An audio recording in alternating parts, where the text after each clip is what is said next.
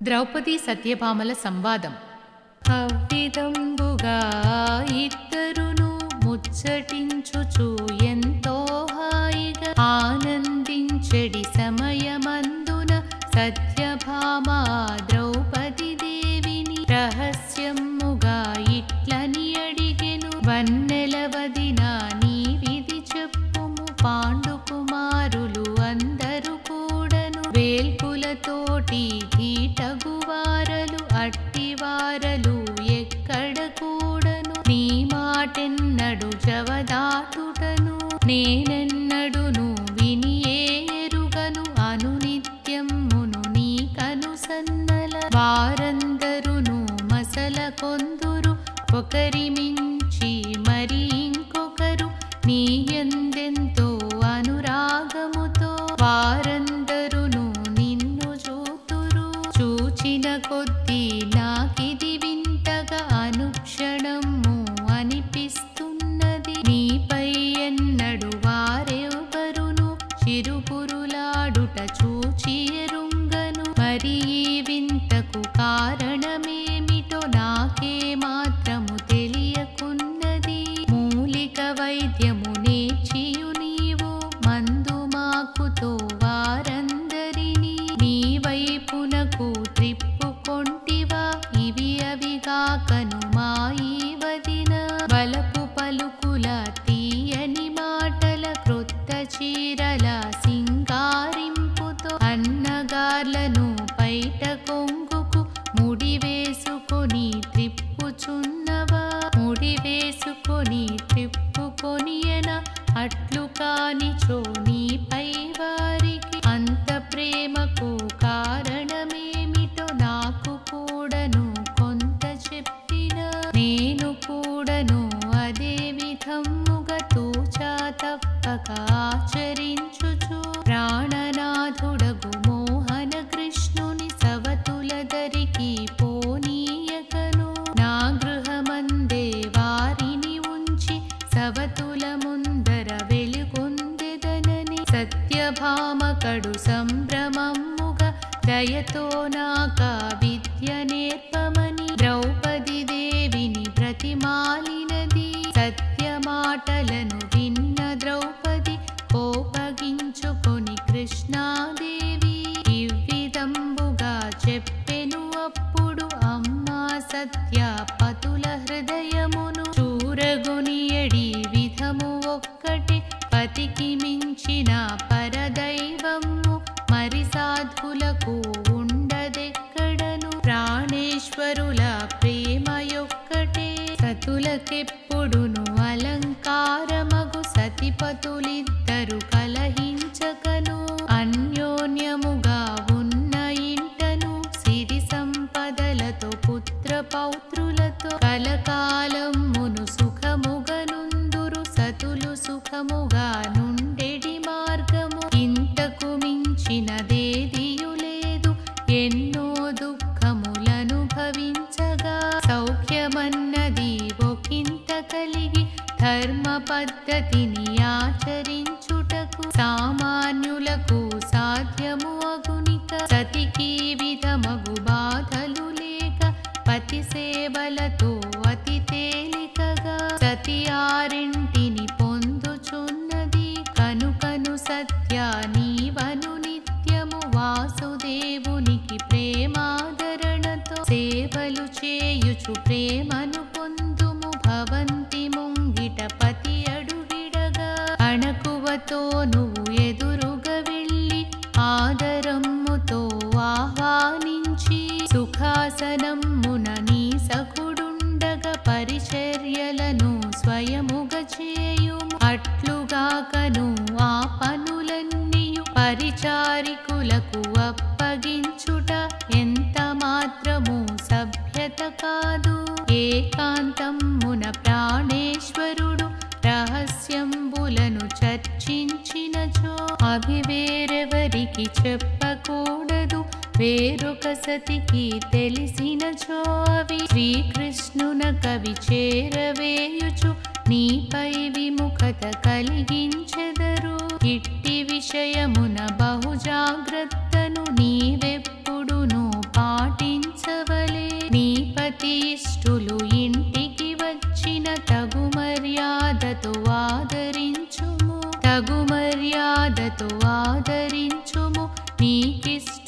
నీకిష్టులైనను పతికిష్టములేని అతిథులు ఇంటికి వచ్చినచో నువ్వు చూచి చూడక ఊరకుండవలే. భర్తకిష్టము లేని పనులను భార్య చేయుట భావ్యము కాదు.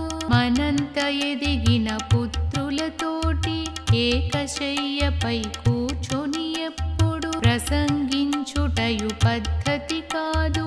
ఇట్లీ విధముగా సాధ్వీమణులకు అడుగు అడుగున కత్తి సాముగా జీవితమంతయు నిర్వహింపవలే. అట్లని చెప్పుచు ద్రౌపది ఎప్పుడు తనను గూర్చి ఆ సత్యాదేవికి ఇవ్విధంబుగా చెప్పసాగెను.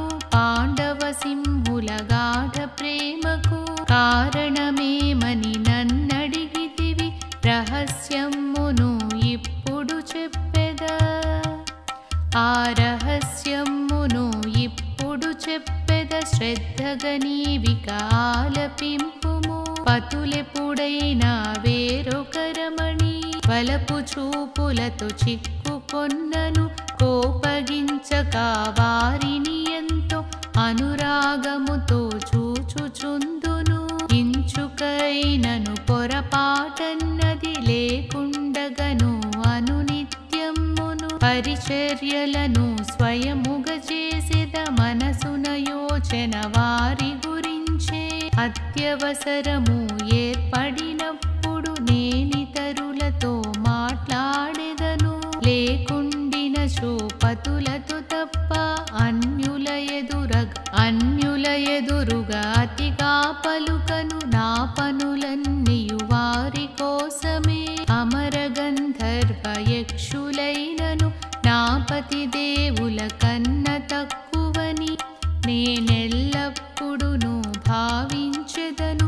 స్నాన భోజన శయనాదులను భర్తల కంటెను ముందుగా చేయను. భవనములోనికి వారు రాగనే భక్తితో వారికి ఎదురుగా వెళ్ళి ఆదరమ్ముతో ఆహ్వానింతును. ధన వ్యయాదుల విషయమునందున అధిక వ్యయమును నేను సహించను. రాజభవనముల శుభ్రత విషయము స్వయముగా నేనే పరిశీలింతును. బాంధవ్యులను ప్రేమతో చూతును. గృహ ప్రాంగణము శ్రీవంటరిగా తిరుగుటన్నది మంచిది కాదు. పద్ధతి అన్నది లేని స్త్రీలతో అతి సంభాషణ కలహధోరణి సాధ్వీమణుల పద్ధతి కాదు. నేనెన్నడును అట్లు చేయను. ప్రాణనాయకులు పురమునకేగిన అలంకారము అనునది లేకను వారు వచ్చడి సమయము కోసమే. హృదయమే ఎప్పుడు నిరీక్షించును. కోపించినచో పాండుతనూజులు పన్నగమ్ములై ప్రజ్వలిల్లెదరు. ఎన్నడు నేనిది విస్మరించను. కడు జాగ్రత్తగా నడుచుకొందురు. సత్యాదేవి నీకు తెలియదా, అత్తగారు యగు కుంతీదేవియు భూదేవతయని చెప్పగవచ్చును. ఆ పూజురాలకు పరిచారికనై ఆమె కోరికలు ముందే గ్రహించి వెంటనే నేనది చూసెడిదానను. స్నాన భోజన సౌకర్యములను అత్తగారికి నేనే స్వయముగా దగ్గర ఉండి సమకూర్చుచును. ఇష్టాగోష్ఠితో ఆహ్లాదమును కలిగించుచును నుండెడిదానను. అన్ని విషయములు అంత విశదముగా ద్రౌపది చెప్పగా శ్రద్ధగా విన్నా. సత్యాదేవి ముఖపద్మంబు ప్రాతః వేళల కిందామరల మహానందమున ప్రఫుల్లమయ్యెను. ఆ తర్వాతను ద్రౌపది ఇంకను గృహిణి కుండెడి గృహధర్మములతో అతిథి జనులకు చేయవలసిన గౌరవములను గూర్చి చెప్పెదా. ధర్మపుత్రుని భోజన పంక్తిలో 10,000కు పైగా యతీశ్వరులకు పంచభక్ష్య పరమాన్నములను మేలిమి బంగారు పల్లెరములలో ప్రతిదినమును తినుచుండగను. పట్టించెడి ఆ సమయమునందున బహుజాగ్రత్తను నుండెడిదానను. ఇంద్రప్రస్థమున వారి నగరిలో మాణిక్యములను అలంకరించుకు వేలకు వేలుగా పైగా ఉండెడి పరిచారికలు సర్వవేళలా వచ్చెడి అతిథుల సదుపాయములను ఎంతో శ్రద్ధగా చూసెడివారు.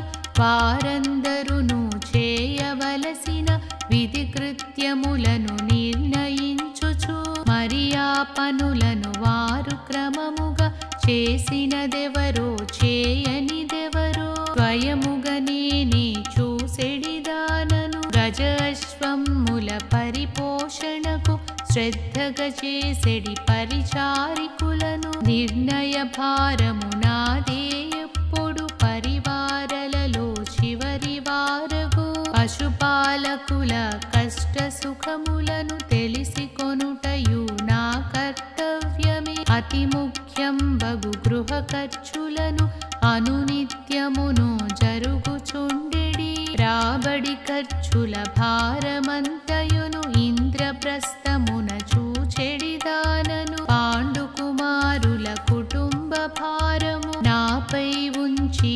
హాయిగనుందురు. నేనొక క్షణము ఏమరియుండక నేనా పనులను నిర్వర్తించుచు కనుకెప్పటికో తీసెడిదానను. కునుకెప్పటికో తీసెడిదానను. కార్యభారముల విధి కృత్యంబుల పని సమయముల నాకెప్పుడును నిద్రాహారపు విషయములేమియు నాకెప్పుడును గుర్తే ఉండవు. అన్నిటియందును సహకారిణినై వారి ప్రేమను పొందగలిగితిని. అటుగాకుండగ మరి ఒక విధమగు మందుమాకుల క్షుద్రజాలములు గోడులన్నదే నేను ఎరుంగను. ద్రౌపది చెప్పిన హితమంతయును శ్రద్ధగా విన్న సత్యభామయును సిగ్గున అప్పుడు తలదించుకొని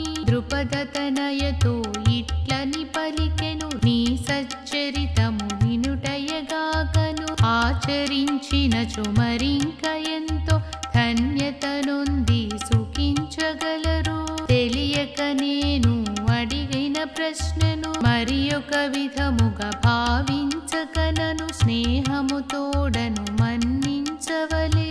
ఇరువురు కలసి అవ్విధంబుగా ముచ్చటించుకొను సమయమునందున ధర్మరాజుతో కలసి కృష్ణుడు మార్కండేయ మౌనులందరి ఆశీస్సులను సత్యాదేవితో అంది ద్వారకకు ప్రయాణమయ్యెను. ప్రేమతో సత్య ద్రౌపది దేవిని కౌగలించుకొని సెలవు తీసుకొని పతితో కలిసి వెడలిపోయెను. ధృతరాష్ట్ర మహీజాని విచారము. దుర్యోధనుని దుష్టయోచనకు సరేననుచునే తలయోచుటచే యూతమాడిన దుర్విధి చేతను ఈనాడీ విధి వ్యధపడుచుంటివి. అర్ధరాత్రియే అతిక్రమించగా సూర్యోదయమును అవక తప్పదు. సూర్యోదయమును అవక తప్పదు. సాయం సమయము ముగిసిన పిమ్మట నిశీది అన్నది తప్పక వచ్చును. కాల పరిణతి అనుసరించి ఆ సమయముల సుఖ దుఃఖములను మనుజులందరును అనుభవింపవలే. సిరి సంపదతో సుఖముగా నుండెడి సమయమునందున అనుకోకుండగా అకస్మాత్తుగా ఆపదలొచ్చును. కష్ట నష్టముల కావడి బరువుతో కృంగిపోయిన మరికొందరకు తలవని విధముగా సౌఖ్యములొచ్చును. పలు విధముల పరితపించినను పూర్వజన్మముల కర్మ ఫలములను అనుభవించ చింతకను తప్పదెవరికి ఇందుచేతనే విఘ్నులెప్పుడును సుఖ దుఃఖములకు లోనవకుండగా నిర్లిప్తముగా జీవించెదరు. పార్థుని చరితయే దీనికి చక్కని ఉదాహరణగా కనబడుచున్నది. మహావీరుడై విశ్వమందున విరాజిల్లెడి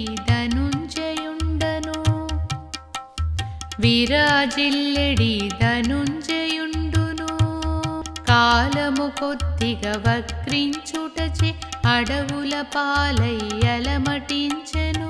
ఆ సమయమున అమరవరేణ్యు వరములు పొంది దివ్య శరీరుడై స్వర్గలోకమున నివాసముండి దివ్యమణులచే ఆశీస్సులంది తిరిగి భూమికి తరలి వచ్చిన మహానుభావుడు పార్థుడొక్కడే.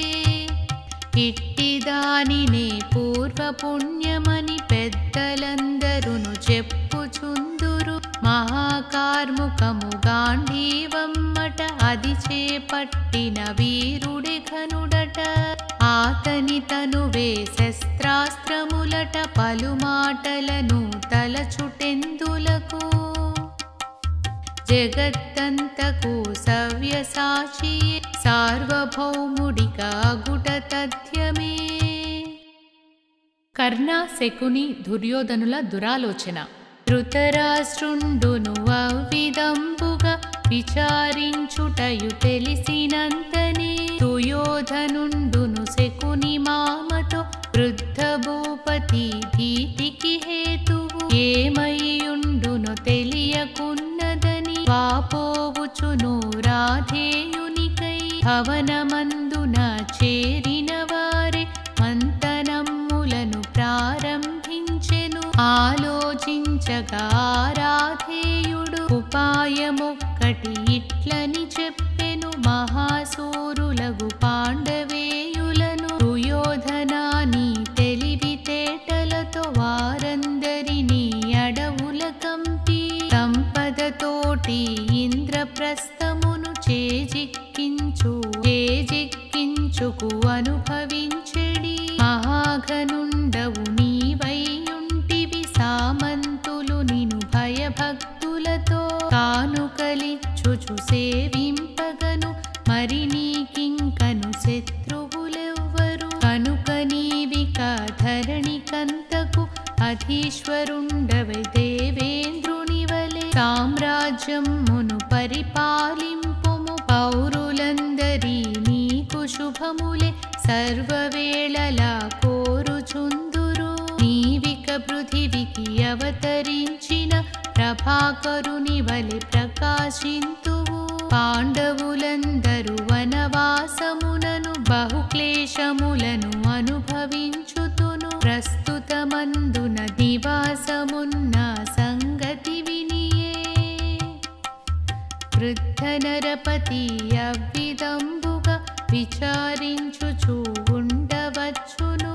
కనుక నీవిక వైభవముగా వెలిగిపోవుచు అక్కడికెళ్ళిన మహాతేజమున చక్రవర్తి వలె విరాజిల్లెడి నిన్ను చూసియా పాండుకుమారులు అసూయతోడను కృంగి కుసించే వారిని చూసి మహానందమును పొందవచ్చును. పుత్రమిత్రుల బాంధవ్యులతో సంపదతోడను ఆనందించెడి. మనుజులెప్పుడు శాత్రవ దుఃఖము అనునిత్యంబును కోరుచుండవలె అంతకు మించి కోరదగినది అట్టివారికి మరి ఒకటుండదు. ద్వైతవనమున నేడా పార్థుడు నారచీరలను వంటికి చుట్టుకు కాయకసరుతో బ్రతుకుచుండును. మహాప్రభువుల ప్రాభవముతో మనోహరముగా మనముందుటను నివాసముండిన మనలను చూసి సవ్యసాచి ఇక మరింత కృంగును. మణిమాణిక్యపు ఆభరణంబులు మనోజ్ఞమైన పట్టు చీరలను ధరించి తిరిగెడు నీ దేవేరుల. కన్నుల జూచిన ద్రౌపది అప్పుడు దైన్యము తోడను నిలుచుంటుటను. చూచుట కన్నను మహానందము మనకందరికిక వేరొకటుండున. కర్ణుని మాటలు ఆలకించిగనే దుర్యోధనుడిక మహానందమున. మునిగిపోవుచును ఇట్లని పలికెను నామది అందున దాగిన కోర్కెను. మిత్రమ తెలుసుకు స్పష్టపరిచితివి హళిరే కర్ణ అనుచు అప్పుడు కర్ణుని మెచ్చుకు ఇట్లని పలికెను. మన ఈ కోరిక తీర్చుకొనుటకు అంధనరపతి అడ్డు తగులును. ద్వైతవనమున పాండవులున్న సంగతి మునుపు తెలిసుండుటచే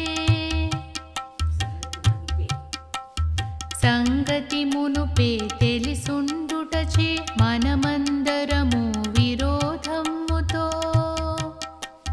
వెళ్ళుచుంటిమని గ్రహించి ఆయన సమ్మతించరని తలంచుచుంటిని. అట్లనిగాకను ప్రభుని దృష్టిలో పాండుకుమారులు తపోధనులని పరాక్రమం మే వారి సొత్తని తలంచి నరపతి గజ గజ వణకును. పక్షపాతియగు ఇంకా విధురుడు నరపతి భయమును మరింత పెంచును. కావున ఎవరికి తెలియకుండగా ఏదో విధముగా మహారాజుచే అనుమతియను నది పొంది తీరవలే. కర్ణానీవిక శకుని మామతో ఉపాయమొక్కటి ఆలోచించిన. రేపటి ఉదయము భీష్మాచార్యుల సన్నిధి అందే మహారాజుల అనుమతి నంది మనమందరము ద్వైతవనానికి ప్రయాణింతము. మరునాడుదయము రాధాసుతుడును దుర్యోధనుని సందర్శించి ఉపాయమొక్కటి విషదము చేసెను. ప్రస్తుతమందా ద్వైతవనమున మనగో సంపద పెరుగుచున్నది. గో సంపదను పరిశీలింపగ మనమక్కడకు పోవుచుంటిమని మహారాజులకు మనవి చేసుకొని అనుమతి పొంది మన కోర్కెలు ఎంతో హాయిగా నెరవేరునని శకుని కూడా ఆ విషయమంత విని నాకు కూడాను ఇదే విషయము తట్టినదనుచు ఒట్టని పలికి దుర్యోధనుతో వక్కాణించెను. అత్యుత్సాహము పొంగుపురాగా ముగ్గురు కలసి చేతులు కలిపి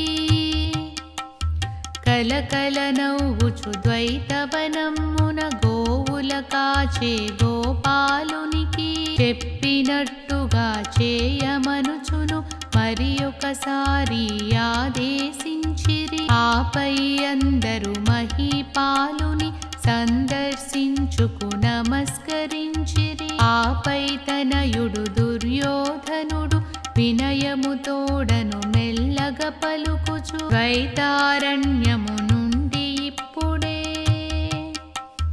గోరక్షకుడు మిము దర్శించుకో చేతులు ముడిచియు నిలుచున్నాడని చెప్పిన వెంటనే ధృతరాష్ట్రుండును ఆవనమందున ఆలమందలును క్షేమమననుచును వాడిని అడిగి ప్రత్యుత్తరముకు నిరీక్షించెను. వెంటనే వాడును వినీత స్వరమున మహాప్రభువు తమ గో సంపదకు గ్రాసవాసముల లోపములేదు.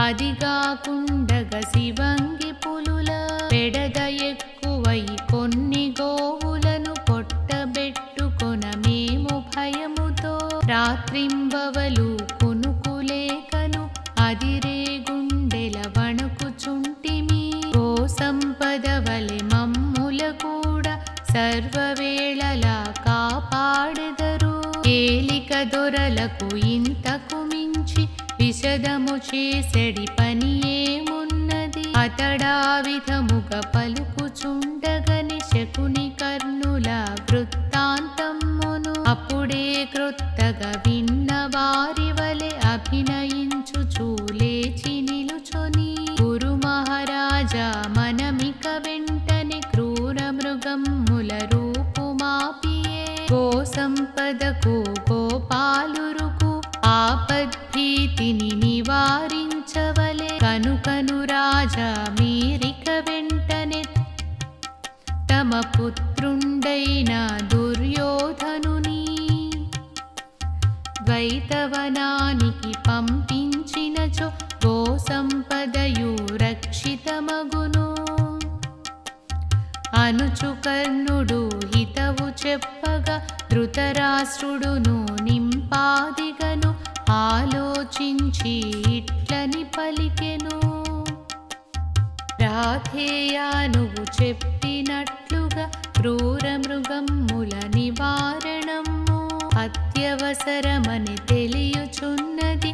ద్వైతవనమ్మున గోష్టములకు అతి చేరువని పాండవేయులు అరణ్యవాసము చేయుచుండిరి. ఘోషయాత్రయని మీరందరును అక్కడికెళ్ళుట నాకు అయిష్టము. వనవాసమున అతి కష్టములను అనుభవించెడి పాండుపుత్రులకు తెలిసి తెలియక అపకారమును తలపెట్టినచో వారు ఉగ్రులై మిమ్మందరినీ దహించి వేతురు. అట్లు కానిచో యుద్ధరంగమున తప్పక మిమ్ముల వధించి తీరును. మీరు చేసిన అపకారములు మీరు మరచిన వారు మరువక మిమ్ముల చూచిన భీమసేనుడు కార్చిచ్చువలే మండిపోవును.